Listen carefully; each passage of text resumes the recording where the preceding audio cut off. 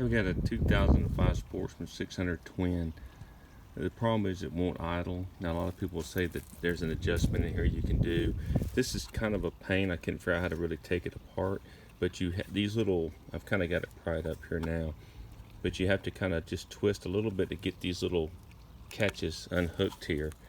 But what happened ultimately is, hopefully I didn't just break that thing, taking it off this time. But the problem is they'll tell you, well, these things are making contact. Well, they weren't. If they were making contact, you pull this little rubber piece here back, and there's a little dial knob. You can separate those, but that's not the problem. So, so then what I'm going to do, I got the air filter. It wasn't that dirty. I'm going to end up taking the carburetor off and trying to do a thorough cleaning of the carburetor. It'll run if it's choked. It just won't run at full idle. I mean, sorry, at regular idle. And then it'll backfire once in a while. Get the carburetor out.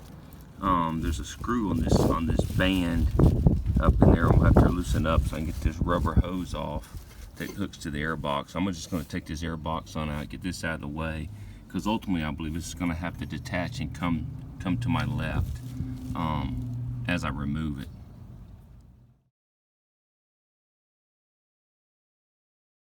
Okay, so after I got, basically this is the screw you're looking. Once I got it loosened, and then I undid, this was sitting in here like this.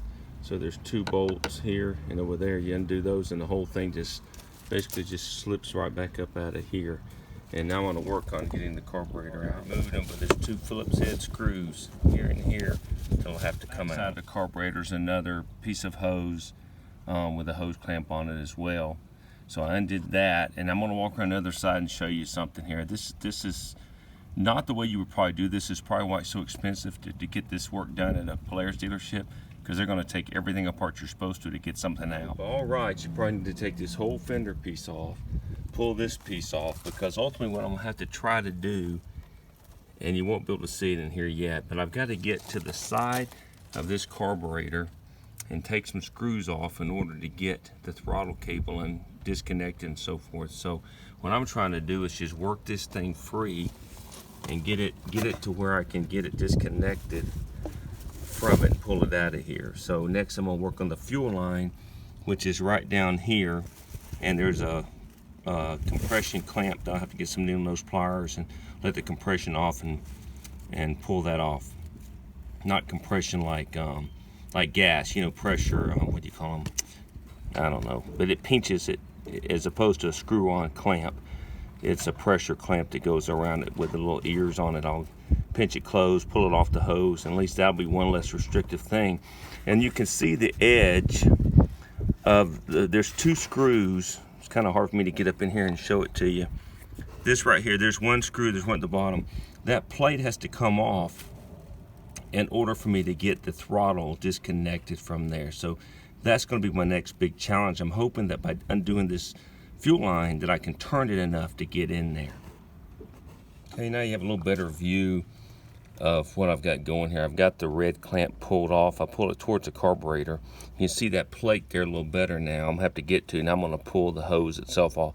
Probably going to be some fuel in here. Again, make sure you don't do this on a hot engine, and make sure your eyes are protected in case some gas spills around here. You can get a better look at what I'm trying to show you here. I'm blocking the sun a little. There we go.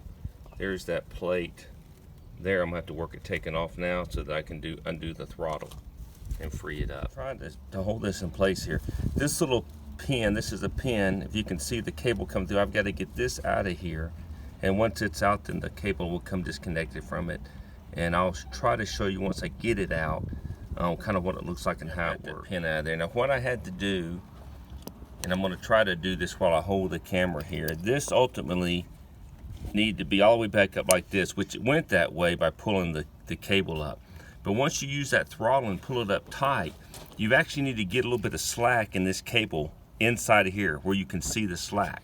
What that will do then is that will take the pressure off of this pin, and the pin just comes straight out. Then what happens is that cable slides through that little crack, that little slot there, and then that wider piece at the end of the cable, it goes right up in that hole. That's how it's held in there.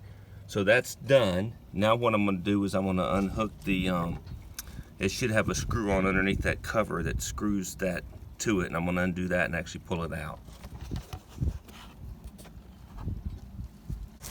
Okay, that was a 5/16 inch open end wrench, and just screwed out, and then the whole cable came out. This thing twisted around and backwards and everything else so I can get to this, but this is again just a combination wrench, and it should be able to unscrew that right out of the carburetor. So now to get that choke cable out of there, the problem is that removing this outer nut does nothing. You got to get to this innermost nut there.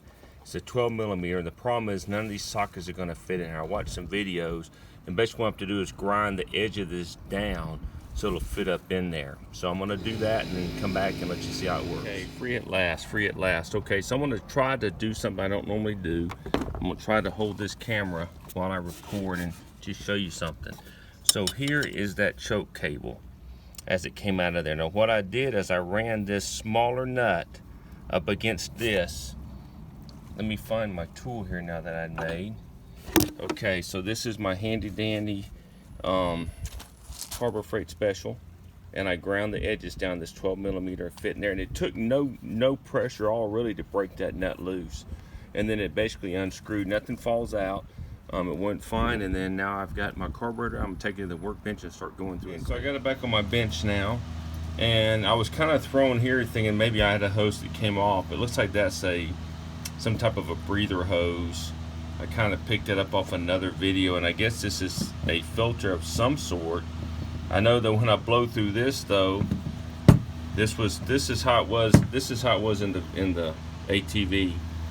This is where my air filter comes from. When I would blow through that, I would spit fuel out through that hole right there. This other line, no idea what it's from or to. It was just dangling. I don't know if this is broken off or something or what's going on with it. This is where the actual fuel line hooks up to, so I'm not sure what the purpose of this is. But first thing I'm going to do is I'm going to try to take this bolt off and just kind of look and clean some things. I don't have a kit for this yet. I may order a kit and see what I can do with it, but at this point in time I just want to kind of start taking it apart a little bit and see what's what.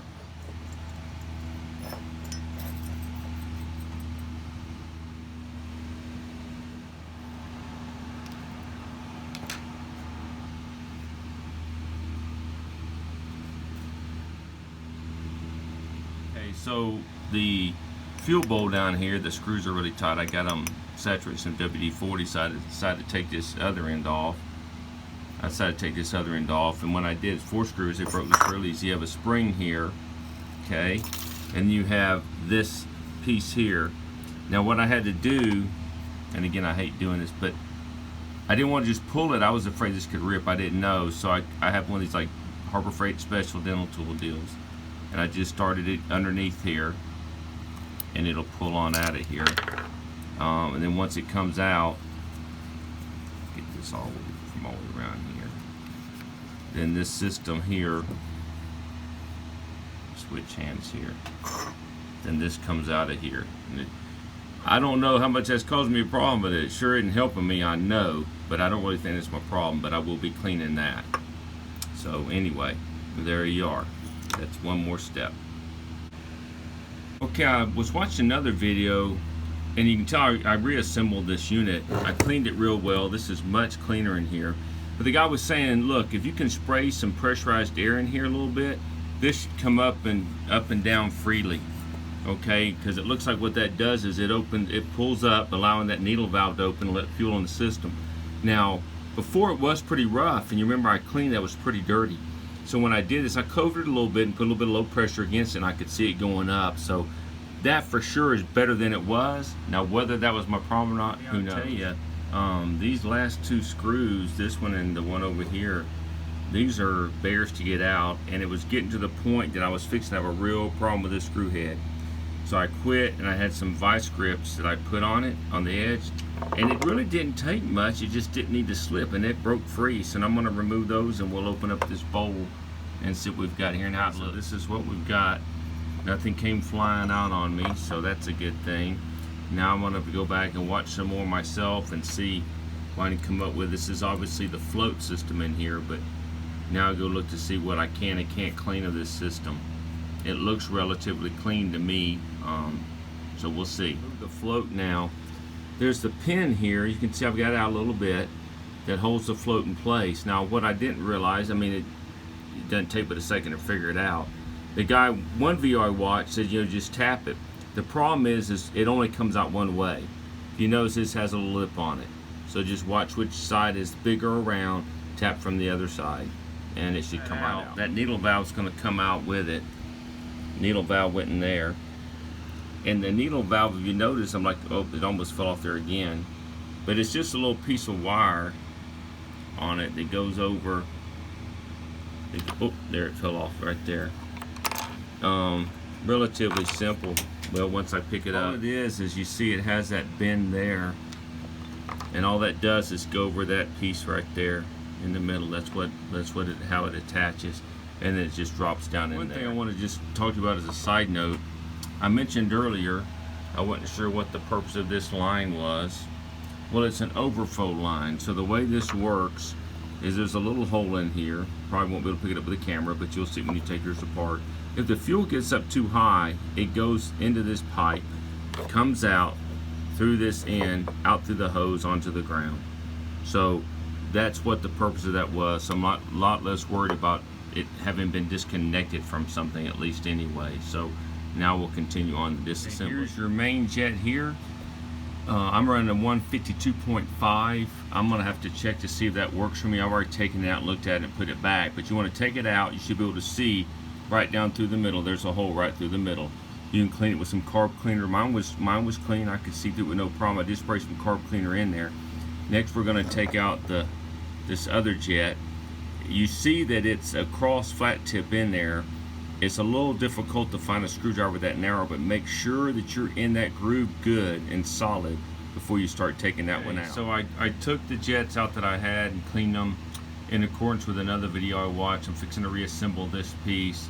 Nothing seemed too dirty or clogged up. My main thing that looked odd to me was this plate here, which might, I don't know, not allow it to work right. I don't know exactly, but anyway, I'm going to reassemble now. I am going to include a link to this guy's video in my description because he does a really great job on how to disassemble this, the purpose of the parts, and so forth. Everything back together, and it'll crank up, but I've got the same issue.